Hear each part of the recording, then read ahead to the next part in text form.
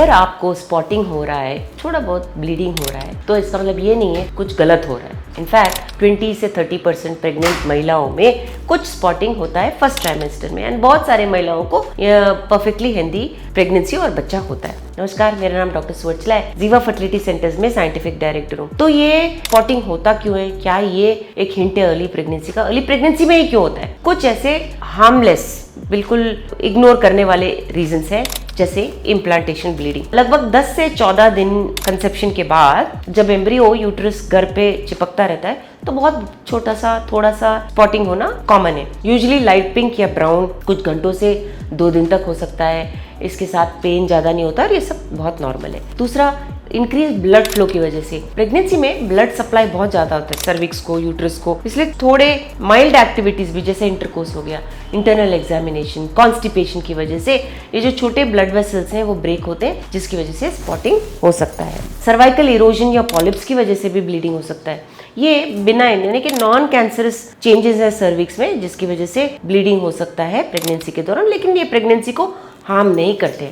Spotting हमको क्या बताने की कोशिश कर रहा था, यानी कि क्या सूचना मिल सकता है स्पॉटिंग से? स्पॉटिंग हार्मलेस है ये तो मैंने बता दिया, लेकिन कभी कभी प्रॉब्लम भी हो सकता है, आपको मेडिकल अटेंशन की जरूरत पड़ सकती है। ऐसे कौन से संदर्भ है? पहला, थ्रेटेंड मिसकैरेज। इसमें सिम्टम्स एकदम ब्राइट रेड ब्लीडिंग होना, ज्यादा फ्लो होना ब्लीडिंग का, क्रैम्प्स होना, बैक पेन होना, इसकी वजह से मिसकैरेज हो जाएगा ये पक्का नहीं है, बट इसका मतलब ये जरूर है कि आपको मॉनिटरिंग की जरूरत है। दूसरा है एक्टोपिक प्रेगनेंसी। जब एम्ब्रियो गर्भ के बाहर होता है तो उसे एक्टोपिक कहा जाता है। तो जहां भी ये इम्प्लांट होता है वहां पे बहुत ज्यादा वन साइडेड एब्डोमिनल पेन होना, शोल्डर में पेन होना, चक्कर आना, बेहोश हो जाना, ब्लीडिंग होना, क्रैम्प्स होना।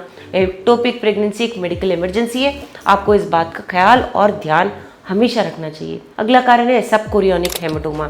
ये एक छोटा सा ब्लीडिंग है जो प्रेगनेंसी सैक और यूट्रस के बीच में होता है, एक पॉकेट जैसा सोचिए, अपने आप ही ठीक हो जाता है, लेकिन आपको स्कैन्स की आवश्यकता पड़ सकती है। तो आपको स्पॉटिंग होता है तो आपको क्या करना चाहिए? सबसे पहले काम रहिए, घबराइए मत। जो ये अर्ली स्पॉटिंग होते हैं वो डेंजरस नहीं होते।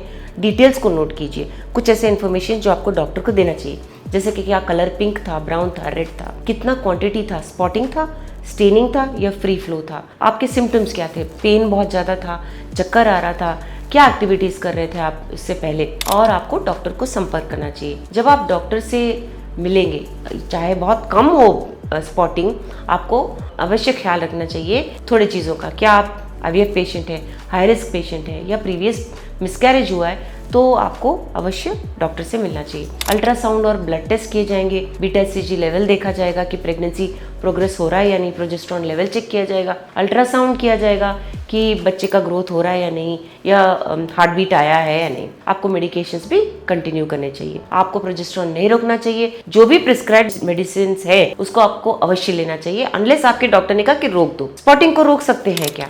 ये स्पॉटिंग अक्सर हम रोक नहीं सकते, क्योंकि कभी कभी ये नेचुरल भी होता है, लेकिन डेफिनेटली एक्सरसाइज अगर बहुत स्ट्रेनुअस कर रहे हो तो मत करो, इंटरकोर्स मत करिए जब तक स्पॉटिंग रुक नहीं जाता, और अगर कॉन्स्टिपेशन हो रहा है तो उसका इलाज कराइए, पानी खूब पीजिए, वजाइनली कुछ भी इंसर्ट मत कीजिए। सबसे इम्पॉर्टेंट तो ये आपके डॉक्टर के इंस्ट्रक्शंस को फॉलो कीजिए रेस्ट और मेडिकेशंस के बारे में।